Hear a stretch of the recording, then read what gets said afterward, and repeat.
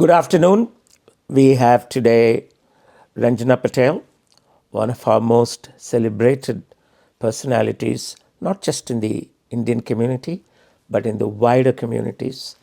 Over the years, Ranjana Ben, Ranjana Ji, as we call, has been a great source of pride and inspiration to all of us. She has had several achievements to her credit in her career, the most recent and the most celebrated of which is her induction next month into the Hall of Fame, which is the most celebrated honor that any individual can get. She's the first Indian and first Indian woman to be inducted. But her journey has several aspects to success. It all began more than 35, 40 years ago when she joined Kantibai Patel, who will be joining us a little later, and started their journey in the medical profession. Ranjana Patel is a daughter of the soil, born in Auckland and educated here. Ranjana ji, welcome, and please tell us something about yourself, your early life, so that we can just move on to your professional life. My grandfather came out in the early 1920s and went about Pukekohe, Auckland, Wellington, and then bought a fruit shop in Herne Bay where my father and my uncle took over in the 50s. He went back to India, the grandfather, and then my dad and mum went, and my dad and my uncle went to India to get married and then came back here. Then it was a joint family home above the fruit shop in Herne Bay where 7 kids and 4 adults all lived. And our first lesson in life is the shop. So we would after school be working in the shop or cooking, as we were used as a pit stop for all the new migrant young men that were coming out of India. So we cooked lots of meals. Those men used to sleep on the floor while they got established here. So back then it was pounds, shillings and pence and pounds and ounces. No calculators, and you worked everything out. So you became very good at maths, calculating and knowing the value of perishable goods, and customer service, because then nobody ever touched any produce in the fruit shops. They would say, could we have a pound of potato or a pound of peaches or 3 peaches? And we put them in a bag or wrapped them in newspaper and gave it to them. And so if you did not give a quality product for the price they paid for, there was always seconds that they could buy. They had a choice. And so if you didn't give the quality, they would not come back. And I think the first lesson is good service, quality service. And the second is you want your return business, because if they don't get good service, they'll be gone. And in a small community, returning the business is what you need. So your mother, who is now 92, would be recalling all that, how she started with your father, the business, and how it progressed. Does she still remember? Oh, very much so. And she was very much an entrepreneur. They had the shop in Herne Bay, and then they decided to put one in Green Lane where Bradford is, Bradford Furniture. Yep. They put a fruit shop there, and she was dropped off every morning before my uncle went to the markets to buy, and she ran that shop. So she had that entrepreneurial way of doing things from a very early stage. My auntie would stay back, look after the children, and then once we were off to school, she'd be in the shop. I suppose your mother would remember that Auckland was, when she came here, I suppose, or even before that, was the capital of New Zealand for 25 years, before it moved to Wellington. How did you meet Kantibai? We actually met when I was 8 and he was 13. His cousin is married to my auntie. Oh. Okay. And so when my father came to India, my auntie came to Bombay to drop him off with the husband, who happens to be his cousin, and he had bought Kanti there. And so we recently, when we went back to India, he says, this is the spot that I met you.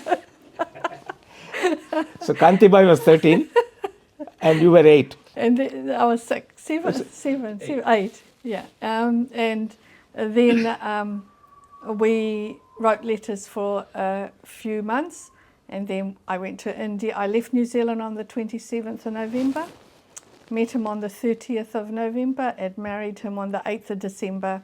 It'll be 51 years this year. Oh, fantastic. So the wedding was in India? Yes, with the attendance of 10 You were people. 9? No, I was 18. You were 18 at that time, okay.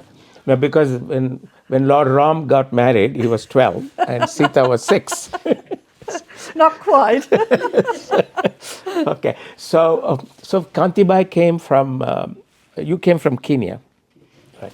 And we'll talk to Kantibai again. And so it's been 51 years since you've been together, and these 51 years have seen both of you in the medical profession, and it has seen both of you in the communities.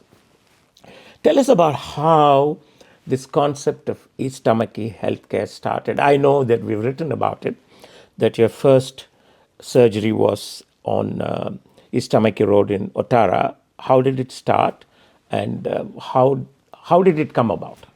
Well, I think Gandhi always wanted to be a specialist, but a very wise mentor said to him, New Zealand's not ready for a coloured specialist with an accent. You need to go and work in an area that looks like you and sounds like you. And in those days it was Ponsonby or Ottara, and a practice came up in Ottara. So we purchased the practice, borrowed 100%, and the traditional way of medicine wasn't going to work. 9 to 12, 3 to 5, appointment based in South Auckland. So he said, we're opening from 8 a.m. to 6 p.m, so it's before work and after school. So the patients could come, because in those days you didn't have phones, or there'd be one car, if any car, in the household, and that would be the... Public transport was as poor as it has always been. always been. And that car would go off to work. Okay. And so when we opened longer hours, obviously it was access that the people needed. So we grew. And so the professionals would turn around and say, that dodgy Indian couple must be doing something wrong. They're growing too much. Oh. So the DHBs, the Ministry of Health, put restrictions on what we could do. And as Gandhi says, when a nivo comes to your door, you don't blow it out. So he says, I'll hire locums. And so in those days, you only had locums when you went on holiday, because they were not cost effective. But we weren't going to turn anybody away. So the obstacles that they put in front of us, we turned into opportunities. And so he says, I do all the clinical, I want clinical excellence for my patients. You do everything else. Were you getting subsidies? Very little then, but there was government subsidies then. So you were the receptionist, nurse, The cleaner. administrator, accountant, all rolled into one. All rolled into one. And Kantibai was looking after the surgery. Very much so. He was patient focused because. Were you quality- dispensing medicine as well? No, the chemist next door was doing that. You had a next door chemist. So that area was populated by the lower strata of the society, and was that one of the reasons why you grew so fast that you were able to look after the medical needs of the poorer sections? No, I think it's more the Eastern philosophy and the Western philosophy. Treat people with respect. Yeah. I think that was our biggest strength. You don't label people. Back then and even now, they'll say Pacific don't care about their health, or Māori don't care about their health because they don't turn up to appointments. But the economic situation is the bigger thing.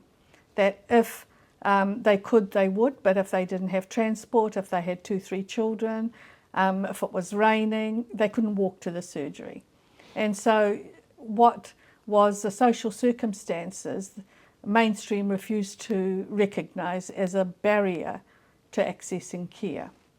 And so Gandhi broke down all those barriers to say, okay, what is it? Access being financial, timely, coming when it's suitable to them, not when it's suitable for the doctor.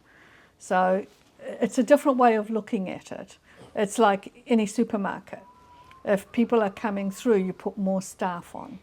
It was common sense. All right, yeah, and yet absolutely. it Yeah. wasn't the professional way of doing it because it was cheapening. Making access was cheapening the doctor's value. I will ask Kanti by the business model when I have the pleasure of talking to him after this. Ranjanaji, was there a social anathema among people, among females, to meet a male doctor those days? Were people hesitant because it was a male doctor? No, There was no such. there was no such thing. Okay. I think we became too PC afterwards. Later on, okay. When there's no choice, because there's very few. I think in Otara there was 2 female doctors in the whole population. Not even that, just one, I think, just one, and all the rest were male doctors, and so there was no choice. And I think it's a respect thing, that if you respect the doctor, you do not worry what he or she is. Okay. So as the acceptance factor was there. Very much so. We were just passing 2-3 streets coming here, and says, "Oh, I remember coming to Tanafa Street on home calls because an elderly Maori lady brought her children and her grandchildren constantly to the surgery, and they wanted to see only him. Even when we grew, they would come from Tanafa Street down there." Okay. Okay. So which was the year that you established, and which was the year that you started going into the second clinic? He would be more able. I We will talk- started okay, in okay. 77. Okay. All the growth, he's got them at his fingertips. So what has been your experience in this medical journey of yours, Ranjanaji? What is it that you have seen? And I do know that at a number of occasions, John Key, when he was the Prime Minister, has personally spoken to you and said that you are the model, that the East Tamaki healthcare is a real model for primary healthcare in New Zealand. I don't know whether it got translated later into anything substantial, but politicians have admired what you have done. And so how did you feel when you had to give it up, whatever reason it was? I think it's like any baby that you've worked with for 45 years. Giving it up was, I think it was the right thing at the right time. We were just a bit naive in perhaps seeing a change in a different corporate way. You know, we had our business grow on trust. Our initial shareholders all absolutely trusted us. You know, we didn't have any audited accounts until then. But, you know, the trust was there with our doctors that Right. were our partners, and we had a lot of them, even to this date. Some of our doctors have been with us for 30 years. And to find that working in South Auckland is really, really tough because it's a tough environment to work. Right, right. So right now, do you miss the medical part of your life? After so many years, you do not have anything to do with that part. We'll come to the community aspect of it, but do you still miss it, or do you think that it's been a part of life? It's done, and you know. Operationally, it's been, you know, you've done it, but still the governance, I'm still sitting on the PHO board as the executive trustee. Oh, I see. And so the oversight of how the business is growing is still very much with Mark and I. So I think it's an important part, but you've got to learn to let go, I think, and that's the operational part. So now it's more the governance part. Now, after the children, one of them is in the medical profession, Yeah. who is in Canada, Deepak. Yes. So that he was not keen to be a part of this enterprise, was he? No, I don't think. His aim was to be a specialist. Gandhi's dream was to be a specialist, but when the wise mentor told him New Zealand wasn't ready, I think he was very pleased he wanted to do that. Finally, on this part of the episode, Ranjanaji, what is the state, I'll ask the same question to Kantibai, what is the state of public health in New Zealand? And are we taking the right steps to improve the public health standards? I think people all talk about there's not enough money in health. There is a lot of money in health, but it's just not distributed in the right way.